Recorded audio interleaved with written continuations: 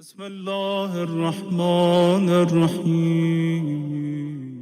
تمام تعریفیں اس خدائے بزرگ و برتر کے لیے جس نے قوت گویائی کی دولت سے سرفرازی عطا فرمائی، معافی ضمیر کو بولنے کے لیے الفاظ کی نعمت سے نواز دیا، دو لب عطا کیے ایک زبان کے ساتھ، اور تمام ہدیہ درود و سلام و نصوات مقدسات کے لیے کہ جنہوں نے الفاظ کو خدا کی حمد کا راستہ سکھا دیا۔ الحمدللہ الذی جعلنا من المتمسکین بالقرآن العظیم وجعلنا واجعلنا من المتمسکین بولایت علی ابن ابی طالب علیہ السلام، وجعلنا وإياكم إن شاء الله من الطالبين بصعر الحسين مقوليه الإمام المہدی من آل محمد علیہم السلام۔ اما بعد، آپ کی خدمت مقدس میں اخوت مولائے کائنات بمناسبت ختمی مرتبہ صلی اللہ علیہ وآلہ وسلم، سورہ مبارک فاتر کے بیان سے پہلے اور تاریخ کے کچھ عنوانات سے پہلے آپ کی خدمت مقدس میں کچھ ایسے مسائل کے جو پیش آتے ہیں عام طور پر ان کے لیے کہ جو عمرے یا حج کی سعادت کے لیے روانہ ہوتے۔ کسی نے سوال کیا کہ آخر ان مسائل کو آپ نے خاص منتخب کیوں کیا ہے؟ اس لیے منتخب کیا ہے کہ میں اور آپ کو پورے سال کے 11 مہینے حج کی دعا مانگیں یا نہ مانگیں، اس ماہ مبارک میں روزانہ رات کی مشترکہ دعاؤں میں دعائے حج شامل ہے۔ سال کے 11 مہینے آپ حج مانگے یا نہ مانگے، مگر سال کا یہ ایک مہینہ، اس میں تو آپ کو مسلسل امام علیہ السلام کی دعا زبان سے ادا کرنی ہے۔ اللہم ارزقنا حج بیتک الحرام فی عامی ھذا وفی کل عام، اے خدا مجھے رزق عطا فرما اپنے گھر کی زیارت کا، یعنی کہ حج نصیب فرما، فی عام ھذا اس سال میں بھی، وفی کل عام اور ہر سال میں۔ تو سال کے 11 مہینے آپ کی ہماری دعا جو چاہے رہے ہو، مگر حج کی دعا مانگ رہے۔ اس کا مطلب یہ ہوا کہ اگر حج کی کوئی اہمیت نہ ہوتی، 1 رات مانگ لیتے، 2 رات مانگ لیتے، 3 رات مانگ لیتے، یہ معصوم نے 30 راتوں میں حج کی دعا مانگنے کے لیے کیوں تاکید فرمائی ہے؟ اسی لیے ہم آپ کی خدمت میں اب اس مسئلے کو ہم کل آگے بڑھائیں گے یا نہیں، یہ بات کل آئے گی، کیونکہ اب بات بہت دور چلی گئی، اس لیے میں نے آپ کو واپس بلا لیا۔ سورہ طور میں جانا ہے، سورہ طور میں نہیں، سورہ فاتر میں، اور سورہ فاتر میں، یہ سورہ فاتر کو سورہ ملائکہ بھی کہتے ہیں۔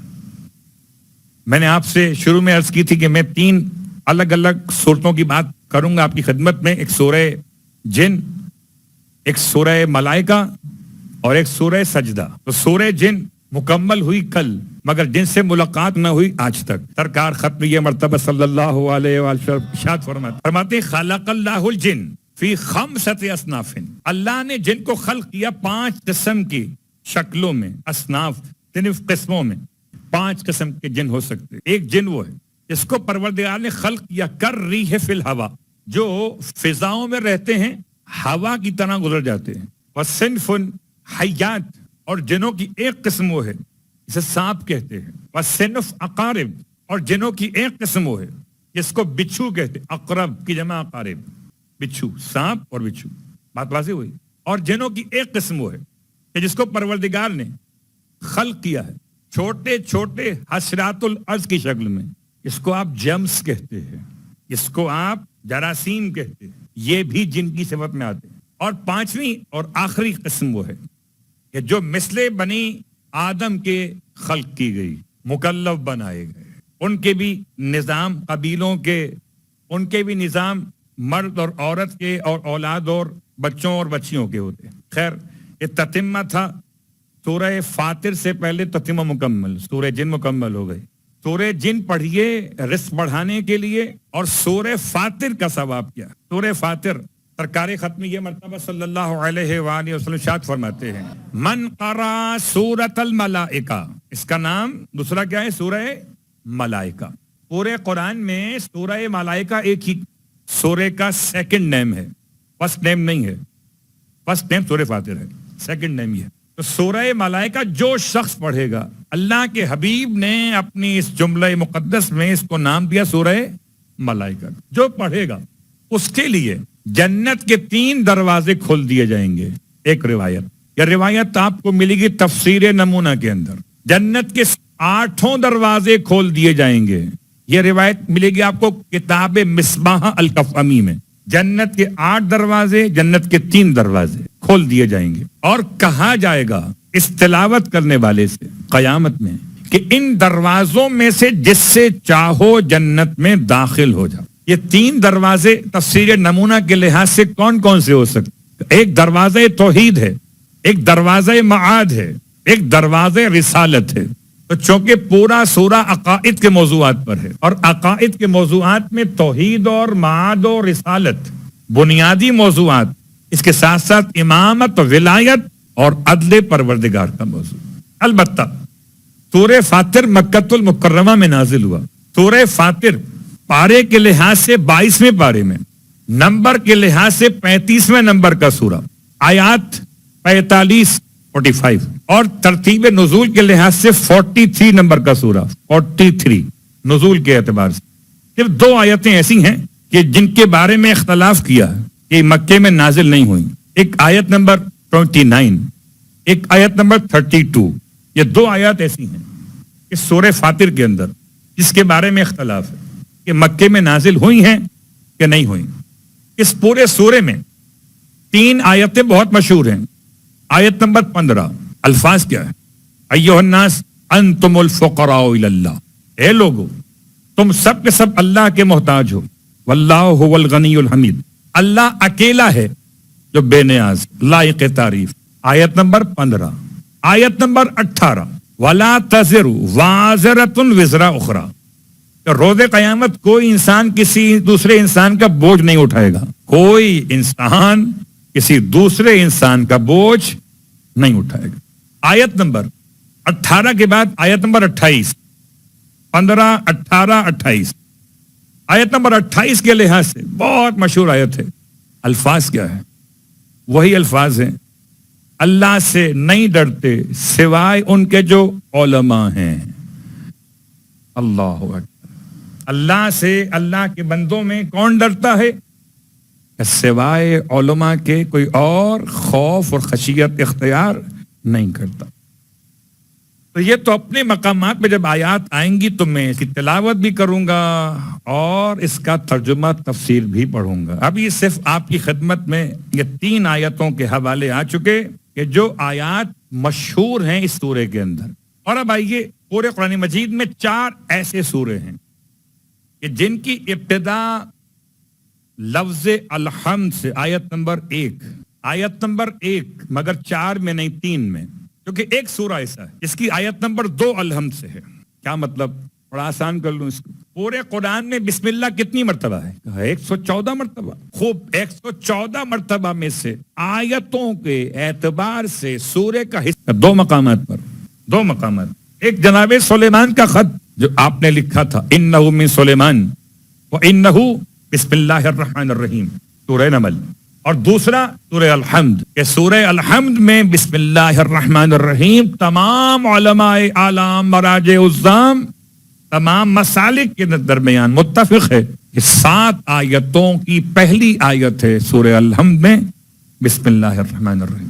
تو اس کا مطلب سورہ الحمد کی آیت نمبر 2 الحمد للہ رب اور 3 سورہ ایسے ہیں، سورہ کہف، سورہ سبا اور سورہ فاطر، کہ جن 3 سورتوں میں لفظ الحمد سے ان سورتوں کی آیت نمبر 1 شروع ہو رہی ہے. کیونکہ بسم اللہ الرحمن الرحیم کو 1 نمبر کی آیت کے نام سے سب نے یاد نہیں کیا. پڑھنا ہے، میں بات صرف نمبروں کی کر رہا ہوں.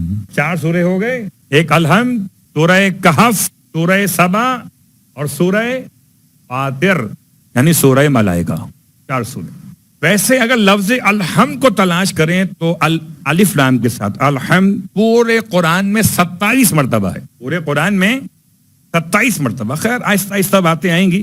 یہ ذرا سا تعارف تھا آج سورہ ملائکہ کے اعتبار سے. اب ایک سوال ذہن میں آیا کہ سورہ فاطر کو سورہ ملائکہ کہتے کیوں ہیں؟ اور ملائکہ کیا ہیں؟ کتنی قسمیں ہیں؟ ان کی پہچان کیا ہے، ان کے سرداروں کے نام کیا ہیں، ان کی ذمہ داریاں کیا ہیں، یہ پوری تفصیل انشاءاللہ ان ایام میں آئے گی جن ایام میں آپ آئیں گے. صلوات پڑھے محمد. جب فرشتے آ جائیں گے تو آپ کیوں نہیں آئیں گے؟ تو خیر، سورہ ملائکہ کی تفصیل میں سوال ہم نے خود پیدا کیا آپ کی خدمت میں. یہ باقی 114 سورے ہیں. سورہ نازعات کیوں نہیں؟ سورہ صافات کیوں نہیں؟ سورہ انعام کیوں نہیں؟